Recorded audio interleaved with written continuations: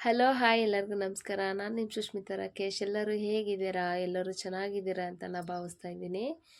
ಇದು ನನ್ನ ಮಂಗಳವಾರದ ಲಾಗ್ ಆಗಿರುತ್ತೆ. ಎದ್ದ ತಕ್ಷಣ ಇವತ್ತು ಲಾಗ್ ಶುರು ಮಾಡಿದ್ದೀನಿ. ಎದ್ದು ಒಳಗೆಲ್ಲ ಕಸ ಗುಡಿಸಿ, ಹೊರಗೂ ಕಸ ಗುಡಿಸಿ, ಉದಸ್ಲು ತೊಳೆದು, ಅರಿಶಿನ ಬಳಿದು, ಅರಿಶಿನ ಕುಂಕುಮ ಎಲ್ಲ ಹಚ್ಚಿ ರಂಗೋಲಿ ಹಾಕ್ತಾಯಿದ್ದೀನಿ. ಇವತ್ತು ರಂಗೋಲಿ ಎಲ್ಲ ಹಾಕಿ ಆದಮೇಲೆ ನಿನ್ನೆ ನೈಟ್ ಕೇಳಿದೆ ಅಮ್ಮನಿಗೆ ಏನು ತಿಂಡಿ ಮಾಡೋಣಮ್ಮ ಅಂಥೇಳಿ. ಅಮ್ಮ ರೊಟ್ಟಿ ಮಾಡೋಣ ಅಂತ ಅಂದರು. ಹಾಗಾಗಿ ಇವತ್ತು ತಿಂಡಿಗೆ ರೊಟ್ಟಿ ಚೌಳಿಕಾಯಿ ಪಲ್ಯ ಮಾಡಬೇಕು. ಇವತ್ತೊಂದು ಸ್ವಲ್ಪ ಲೇಟ್ ಆಯಿತು ಹೇಳೋದು. ಅಂದರೆ ಈ ವೆದರಿಗೆ ಹೇಳ್ಬೇಕು ಅಂತಲೇ ಅನಿಸಲ್ಲ, ತುಂಬ ಚಳಿ ಚಳಿ ಚಳಿ ಆಗ್ತಾ ಇರುತ್ತೆ.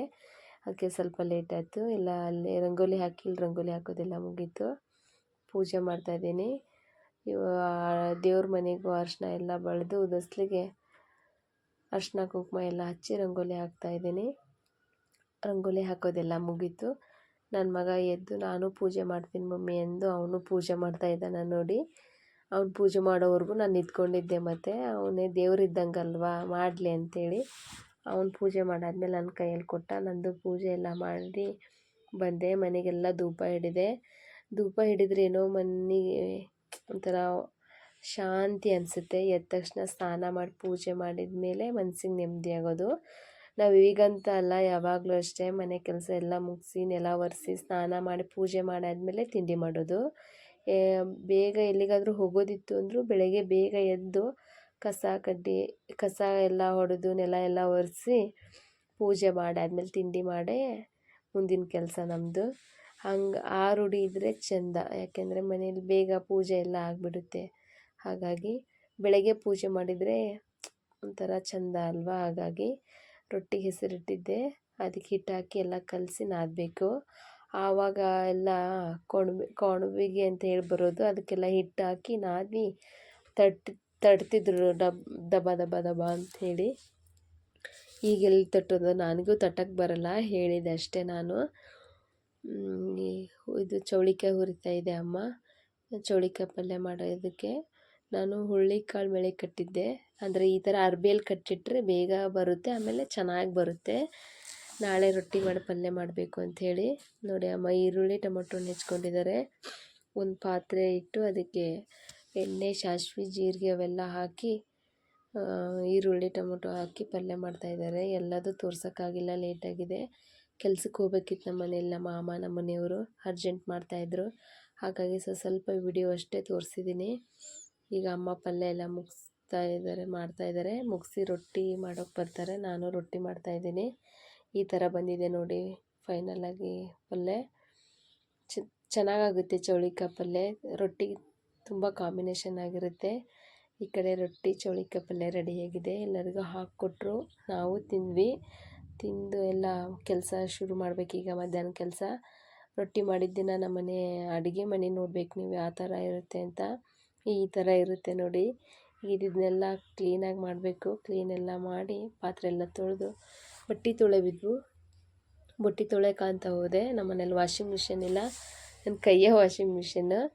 ಯಾಕಂದರೆ ನಾವು ಇರೋದು 4 ಜನ ಅಷ್ಟೇ ಅಲ್ವಾ. ನಾನು ಡೈಲಿ ಬಟ್ಟೆ ಒಗಿತೀನಿ, ಒಂದಿನವೂ ಮಿಸ್ ಮಾಡಲ್ಲ.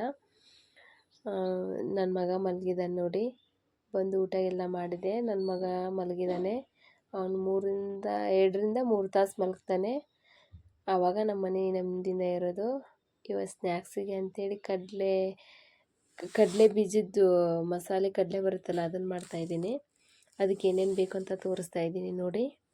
ಒಂದು ಬೌಲಿಗೆ ಒಂದು ಬಟ್ಲಷ್ಟು ಕಡಲೆ ಹಿಟ್ಟು, ಅರಿಶಿನದ ಪುಡಿ, ಖಾರ ಪುಡಿ, ಗರಂ ಮಸಾಲ, ಆಮೇಲೆ ಅದಕ್ಕೆ ಕಾರ್ನ್ಫ್ಲೋರ್ ಹಿಟ್ಟು 1 ಸ್ಪೂನಷ್ಟು ಹಾಕಿ, ಆಮೇಲೆ 2 ಸ್ಪೂನಷ್ಟು ಅಕ್ಕಿ ಹಿಟ್ಟು, 2 ಸ್ಪೂನಷ್ಟು ಅಕ್ಕಿ ಹಿಟ್ಟು ಹಾಕಿ ಕಲಸಿ ಅದನ್ನು ಸ್ಪೂನಲ್ಲೇ ಕಲಸಿ ಆಮೇಲೆ ಕೈಯಲ್ಲಿ ಕಲಸಬೋದು. ನಾನು ಆಮೇಲೆ ಕೈಯಲ್ಲಿ ಕಲಸಿದ್ದೀನಿ, ಅಂದರೆ ನನಗೆ ಬಿಡೋಕ್ಕೆ ಸರಿಯಾಗಲ್ಲ ಸ್ಪೂನಲ್ಲಿ ಅಂಥೇಳಿ. ಇದೆಲ್ಲ ಹಾಕಿ ಸ್ವಲ್ಪ ಕೈ ಇಡಿಸಿ, ಆಮೇಲೆ ಸ್ವಲ್ಪ ಉಪ್ಪು ಹಾಕಿ, ನಿಮಗೆ ಎಷ್ಟು ಬೇಕಾಗುತ್ತಲ್ವ ಅಷ್ಟು ಹಾಕಿ. ಫಸ್ಟು ಸ್ವಲ್ಪ ಹಾಕ್ಕೊಂಡು ಆಮೇಲೆ ಟೇಸ್ಟ್ ನೋಡಿ ಆಮೇಲೆ ಮತ್ತೆ ಹಾಕ್ಕೊಳ್ಳಿ. ಕಡಲೆ ಬೀಜ ಹಾಕಿ, ಬಟ್ಲದಷ್ಟು ಕಡಲೆ ಬೀಜ ತೊಗೊಂಡಿದ್ದೀನಿ ನಾನು. ಇದೇ ಫಸ್ಟ್ ಟೈಮ್ ಮಾಡಿದ್ದು. ಮನೇಲೆಲ್ಲ ಚೆನ್ನಾಗಿ ಬಂದಿದೆ ಅಂತ ಅಂದರು ನೋಡಿ. ಹಿಂಗೆ ಹಾಕ್ತಾಯಿದ್ದೀನಿ. ಏನಕ್ಕೆ ಹಿಂಗೆ ಹಾಕ್ತಾಯಿದ್ದೀನಿ ಅಂತಂದರೆ ಗ್ಯಾಸ್ಟ್ರಿಕ್ ಆಗೋಲ್ಲ. ಒಬ್ಬರಿಗೆ ಕರೆದಿರೋ ಐಟಮ್ಸ್ ತಿಂದರೆ ಬೇಗ ಗ್ಯಾಸ್ಟ್ರಿಕ್ ಆಗುತ್ತೆ. ಹಾಗಾಗಿ ಹೌದಾ, ಒಂದು ಕಾಸಿದ ಎಣ್ಣೆ ಹಾಕಿ, ಒಂದು 3 ಸ್ಪೂನಷ್ಟು ಕಾಸಿದ ಎಣ್ಣೆ ಹಾಕಿ ಸ್ವಲ್ಪ ಸ್ವಲ್ಪನೇ ನೀರು ಹಾಕಿ ಕಲಿಸ್ಕೊಳ್ಳಿ. ಅಂದರೆ ನಮ್ಮ ಹದಕ್ಕೆ ಬರೋ ತನಕ ಕಲಿಸ್ಬೇಕಲ್ಲ, ಅದಕ್ಕೆ ಸ್ವಲ್ಪ ಸ್ವಲ್ಪನೇ ನೀರು ಹಾಕಿ ಕಲಿಸ್ಕೋಬೇಕು. ಕಲಿಸ್ಕೊಂಡಾದ್ಮೇಲೆ ಎಣ್ಣೆ ಕಾದಿದೆ, ಬಿಡ್ತೀನಿ ನೋಡಿ. ಈಗ ಬಿಡ್ತಾಯಿದ್ದೀನಿ. ಒಂದೊಂದೇ ಬಿಡಿ. ಒಂದೊಂದೇ ಬೀಳಲ್ಲ, ಒಂದೊಂದ್ಸಲ 2 3 ಬೀಳುತ್ತೆ, ಏನು ಮಾಡೋಕ್ಕಾಗಲ್ಲ. ಆಮೇಲೆ ಇದನ್ನು ಮೀಡಿಯಮ್ ಉರಿಯಲ್ಲೇ ಮಾಡಬೇಕು. ಆಮೇಲೆ ನಾನು ಕಲರ್ ಹಾಕಿಲ್ಲ ಇದಕ್ಕೆ.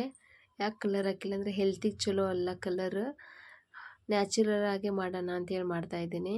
ಸೇಮ್ ಟೇಸ್ಟ್ ಎಲ್ಲ ಅಂಗಡಿಯಲ್ಲಿ ಮಾಡಿರ್ತಾರಲ್ಲ ಅದೇ ಥರನೇ ಬಂದಿತ್ತು, ಕಲರ್ ಅಷ್ಟೇ ಡಿಫ್ರೆಂಟ್ ಇತ್ತು ಅಷ್ಟೇ, ಮತ್ತೇನಿಲ್ಲ.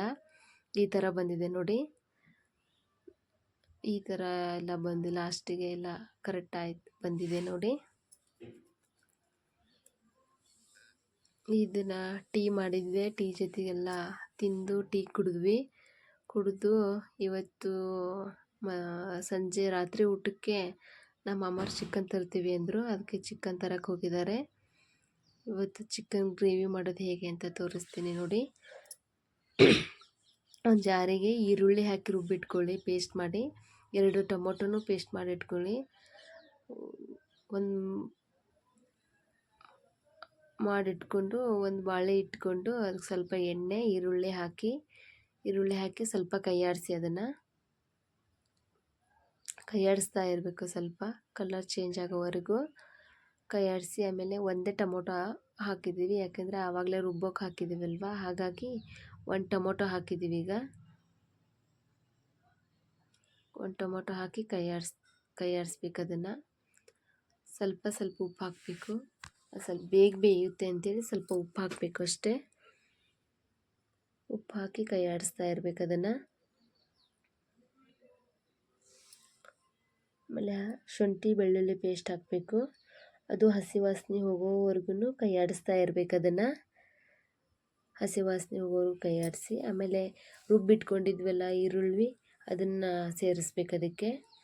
ಇದನ್ನು ಮೀಡಿಯಮ್ ಉರಿಯಲ್ಲೇ ಮಾಡಬೇಕು, ಮೀಡಿಯಮ್ ಉರಿಯಲ್ಲೇ ಅದಕ್ಕೆ ಶೇಂಗಾ ಬೀಜ, ಗರಂ ಮಸಾಲ, ಅರಿಶಿನ ಪುಡಿ, ಖಾರ ಪುಡಿ, ಕರಿಬೇವು, ಅದೆಲ್ಲ ಹಸಿ ವಾಸನೆ ಎಲ್ಲ ಹೋಗಾದ್ಮೇಲೆ ಕಡ್ಲಿ ಹಿಟ್ಟು, ಸ್ವಲ್ಪ ಉಪ್ಪು, ಫಸ್ಟಿಗೆ ರುಬ್ಬಿಟ್ಕೊಂಡಿದ್ವಲ್ಲ ಕಡ್ಲಿ ಹಿಟ್ಟು ಹಾಕಿ, ಆಮೇಲೆ ಗರಂ ಮಸಾಲ, ಖಾರ ಪುಡಿ, ಸ್ವಲ್ಪ ಅರಿಶಿನ ಪುಡಿ ಹಾಕಿ ಅದನ್ನು ಕೈಯಾಡಿಸಿ ಅದನ್ನು ಸೇರಿಸಿ ಅದೇ ಥರನೇ ಈರುಳ್ಳಿ ಫ್ರೈ ಮಾಡಿದ್ವಲ್ಲ ಇದನ್ನು ಅದೇ ಥರನೇ ಫ್ರೈ ಮಾಡಬೇಕು. ಮೀಡಿಯಮ್ ಉರಿಯಲ್ಲೇ ಫ್ಲೋರ್ ಹಾಕಿ ಆದಮೇಲೆ ಸ್ವಲ್ಪ ಅಕ್ಕಿ ಹಿಟ್ಟು ಚಿಕನ್ ಹಾಕಿ ಕ್ರಿಸ್ಪಿಯಾಗಿ ಬರ್ತವೆ. ಮೊದಲೇ ಚಿಕನ್ ಹಾಕಿದ್ರೆ ಒಂದು ಸ್ಪೂನ್ ತೊಗೊಂಡು ಅದನ್ನು ಕೈಯಾಡಿಸಿ, ಪುಡಿ, ನಿಂಬೆ ಹಣ್ಣು, ಕೈಯಾಡಿಸಿ ಆದಮೇಲೆ ಧನಿಯಾ ಪುಡಿ, ಕಸ್ತೂರಿ ಮೇಥಿ, ಸ್ವಲ್ಪ ಶುಂಠಿ ಬೆಳ್ಳುಳ್ಳಿ ಪೇಸ್ಟ್ ಹಾಕಿ ಕಲಸಿಟ್ಕೊಂಡಿರ್ತೀವಿ.